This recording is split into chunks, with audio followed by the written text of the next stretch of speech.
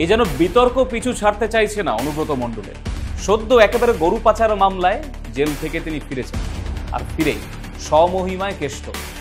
ফিরলেন রাজনীতিতে, ফিরে এমন বিতর্কের জালে জড়ালেন দল থেকে পেতে হলো একেবারে শোকজের নোটিশ। ঘটনাটা ঠিক কি? সম্প্রতি অনুব্রত মণ্ডলের একটি মিছিল, সেই মিছিল নিয়ে হয় গন্ডগোল। বোলপুরের আইসি তার সাথে মিছিলে কত লোক হবে, কি হবে, এই নিয়ে একটি ফোনে কথোপকথন হয় অনুব্রত মণ্ডলের। আর সেই কথোপকথনের অডিও ভাইরাল হয়ে গিয়েছে সোশ্যাল মিডিয়ায়। কি রয়েছে সেই ভাইরাল অডিওতে, শুনে দেখুন। হ্যালো, হ্যাঁ বলুন। কালকে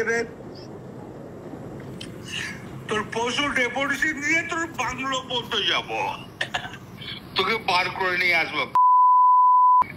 বল বল বল বল বল বল বল বল। হ্যালো, বল বল। না আপনি কি বলছেন? আমি অনুব্রত মণ্ডল বলছি। তোর বউ দারুণ দেখতে, আমাকে যে নিয়ে এসছে এটা।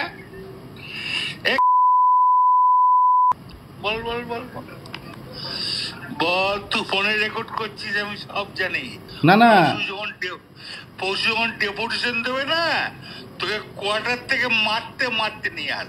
না কি হয়েছে, মানে ঘটনাটা কি? আপনি সিঙ্গিতে কি হয়েছে? হ্যাঁ হ্যাঁ, এই পশু তো কাল পশু ডেপুটেশনের ডেট কর।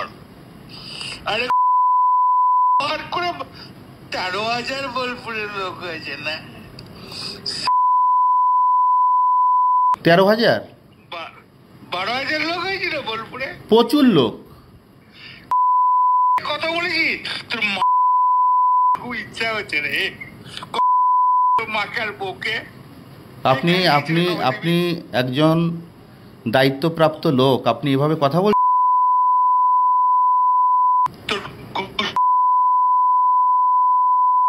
পশু ডেপুটেশন ডেট কর, ওকে অফিস থেকে ওই ঘর থেকে বার করার দায়িত্ব আমার। রাস্তা করে ধরতো, ধর এটা ফোনে ধর। ফোন করছিস? না না, আমাকে ফোন এসছে, ওরা বলে রেড করতে গেছে তো রেড।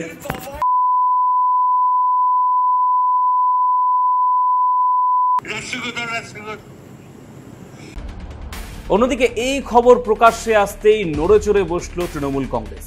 এমনিতে দুর্নীতি সহ বিভিন্ন ইস্যুতে কোণঠাসা দল। 2026-এর বিধানসভা নির্বাচনের আগে আর কোন রকম বিতর্ক এর সঙ্গে জড়িত থাকতে চাইছে না দল। তাই অনুব্রত মণ্ডলের যা হবার তাই হলো। দলের তরফ থেকে একেবারে পরিষ্কার নির্দেশ, নিঃশর্ত ক্ষমা চাইতে হবে অনুব্রত মণ্ডলকে। সময়সীমা বেঁধে দেওয়া হলো।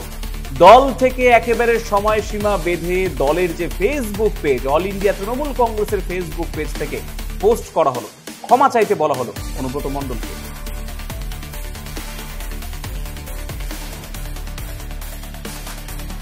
অন্যদিকে নির্দেশ তো পেলেন এবং সেই নির্দেশ পেয়ে ক্ষমাও চাইলেন অনুব্রত মণ্ডল। তিনি বললেন, দিদির পুলিশের কাছে একবার কেন 100 বার ক্ষমা চাইতে রাজি।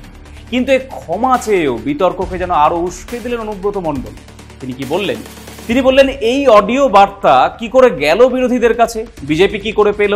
অর্থাৎ এই অডিও বার্তা যে অনুব্রত মণ্ডলেরই, অর্থাৎ যে অডিও ভাইরাল হয়ে গেছে সোশ্যাল মিডিয়াতে, সেই অডিও যে অনুব্রত মণ্ডলেরই, কোনো রকম ভাবে এই অডিওর সাথে কাটাছেঁড়া করা হয়নি, তা কিন্তু প্রকারান্তরে স্বীকার করে নিলেন অনুব্রত মণ্ডল।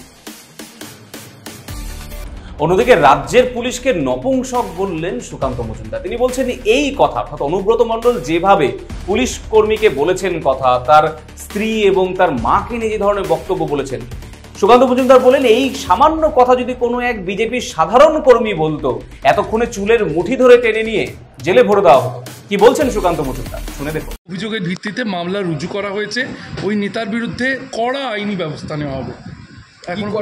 করা আইনি ব্যবস্থা, এটা যদি বিজেপির কোনো একজন সাধারণ কর্মী যদি থানার আইসিকে এই কথা বলতো, চুলের মুঠি ধরে বের করে আনবো, মারবো, কি করা ব্যবস্থা নিচ্ছে? লজ্জা লাগে না এই ধরনের কথা বলতে? ভাইরাল হওয়ার পর এই অডিও, তারপর আপনার স্টেপ নিতে পারলেন? তার আগে কি হয়েছে? নপুংসক হয়ে বসেছিলেন নাকি? এই নপুংসকতা কেন পুলিশের? রাজীব কুমার বলেছিলেন পুলিশের উপর হামলা হলে পুলিশ একটা গুলি চালালে 4টে গুলি চালাবে। এটা কি অপমান নয় পুলিশের? গুলি চালানোটাই সব। অন্যদিকে তৃণমূল কংগ্রেস মহিলাদের সম্মান করতে জানে না, মেয়েদেরকে ভোগ্যপণ্য হিসেবে মনে করে তৃণমূল কংগ্রেস। কটাক্ষ করলেন সুকান্ত মজুমদার। দেখুন, এটা তো শুধু পুলিশকে হুমকি দেওয়া নয়, মহিলাদের প্রতি তৃণমূল কংগ্রেস কি সম্মান রাখে তার অন্যতম নিদর্শন। একজন পুলিশ অফিসারের মা এবং বোনকে যে সমস্ত শব্দ ব্যবহার, বউকে যে স্ত্রীকে যে শব্দ ব্যবহার করা হয়েছে, এই শব্দ আদপে তৃণমূল কংগ্রেস নেতারা বাংলার মহিলাদের বিরুদ্ধে, মহিলাদের ক্ষেত্রে ব্যবহার করছে এবং এটা বিভিন্ন জায়গায় হয়। আমি আপনাকে বলছি, একটা অডিও হয়তো সামনে এসেছে, বিভিন্ন জায়গায় তৃণমূল কংগ্রেসের নেতারা মহিলাদের ভোগের বস্তুতে পরিণত করেছে। অন্যদিকে অনুব্রত মণ্ডল সহ রাজ্যের বর্তমান পরিস্থিতি নিয়ে উদ্বেগ প্রকাশ এবং ক্ষোভ প্রকাশ করলেন বিরোধী দলনেতা শুভেন্দু অধিকারী। তিনি বললেন, বর্তমানে রাজ্যের যে অবস্থা তাতে অনুব্রত মণ্ডল এফআইআর দায়ের হলেও বেল পেয়ে যাবে। একেবারে সাংবাদিকদের তিনি আগাম হুঁশিয়ারি দিয়ে বললেন যে বেল তিনি পাবেন, শুধু বেল নয়, বোলপুর আইসি সাসপেন্ড পর্যন্ত হবে। কি বলছেন শুভেন্দু অধিকারী দেখুন। জেলে থাকার কথা, তো জেলে থাকার কথা। আমি আপনাকে বলছি, উনি বেল নিয়ে নেবেন। এফআইআর স্টার্ট হয়েছে বেলেবল সেকশনে, ইতিমধ্যে বেল নিয়ে নেবেন। উনি বেল নিয়ে নেবেন। নন বেলেবল যে সেকশন লাগিয়েছেন তাতে মেডিকেল রিপোর্ট লাগে, আপনি মেডিকেল রিপোর্ট প্রডিউস করতে পারবেন না। আপনাকে আমি বলে দিচ্ছি, ও বেল পাবে, দেখে নেবেন। আর আইসি বোলপুর সাসপেন্ড হবে। আইসি বোলপুরের এগেনস্টে সবচেয়ে বড় রাগ, তিনি কেন রেকর্ড করে ওটা কাজল শেখকে দিয়েছেন, আর কাজল শেখ কেন এটা লিক করে দিয়েছে। অন্যদিকে রাজ্যে যদি কোনোদিন বিজেপি ক্ষমতায় আসে, তাহলে ক্ষমতায় এলে এই অনুব্রত মণ্ডলের জন্য যে দায়ের করা এফআইআর, সেই এফআইআরকে আবার পুনরায় খোলা হবে এবং সেই এফআইআর খোলার পর পক্সো আইনে মামলা রুজু করে যতদিন না পর্যন্ত জেলে রাখা যায় ততদিন তাকে জেলে রাখা যাবে, এমনটাই হুঁশিয়ারি দিলেন শুভেন্দু অধিকারী। কথা দিচ্ছি পশ্চিমবঙ্গের মানুষকে, মাদের, দিদিদের, বোনেদের, 26-এ বিজেপিকে আপনারা আনবেন। আমরা শপথ গ্রহণের পরের দিন এই এফআইআরটাকে রিওপেন করব, পস্কো অ্যাক্ট লাগাবো এবং পস্কো অ্যাক্টে যতদিন জেলের ভিতরে থাকতে হয় অনুব্রতকে রাখবো, কথা দিলাম আমরা। অন্যদিকে অনুব্রত মণ্ডল প্রসঙ্গে তৃণমূল কংগ্রেসের রাজ্য সম্পাদক কুণাল ঘোষ তিনি কি বলছেন শুনে দেখুন। অনুব্রত মণ্ডল বোলপুরের আইসিকে যে কথাগুলি বলেছেন বলে ফোনের অডিওটি সামনে এসছে, সর্বভারতীয় তৃণমূল কংগ্রেস পার্টি তার নিন্দা করছে। ইতিমধ্যেই পার্টির তরফ থেকে প্রকাশ্য বিবৃতি দেওয়া হয়েছে। অনুব্রত মণ্ডলকে এই কথাগুলি তিনি বলেছেন অত্যন্ত আপত্তিকর।